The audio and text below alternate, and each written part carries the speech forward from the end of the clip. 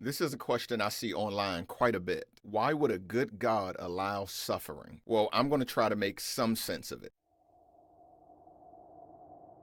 Let's start by talking about a very obvious thing. We can't ignore how much suffering people, we humans, cause to one another. Let me explain that point. Humans have a tendency to be very horrible to one another. When humans perform physical acts of violence that cause grievous injuries to other humans, you'll have suffering. When humans enslave or steal from one another, you'll have suffering. When humans refuse to help other humans because they don't have the money to get help, you're going to have suffering. When humans allow other humans to live in poverty and horrible conditions because they don't care about them, whether for race, class, or country, you're going to have suffering. When humans decide to experiment with viruses, diseases, and bioweapons, you'll find suffering there too. When a human decides they want something another human possesses and figures it's time for war, you're definitely going to find suffering there. Maybe you see a trend here? I don't know why people blame God for suffering when it's obvious. Most suffering comes from the fact that humans just aren't good to each other. It's like Jesus said, how about we first pluck the beams out of our eye before trying to find a splinter in God's eye? In order for God to alleviate the type of suffering I just mentioned, he would have to alleviate the world from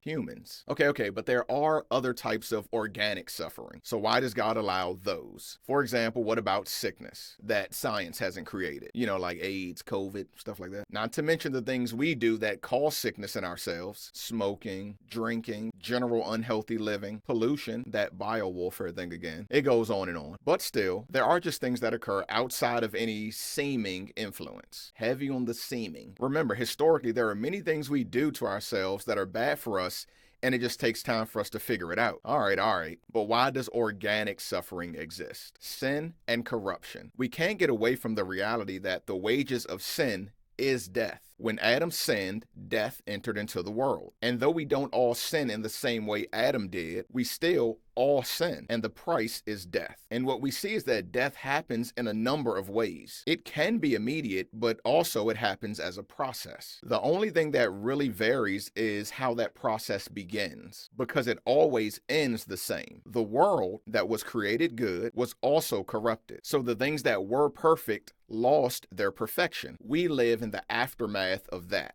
God neither created suffering nor blindly allows it to occur. God does have a plan to alleviate suffering, but it will come in his time when he is ready to turn the page.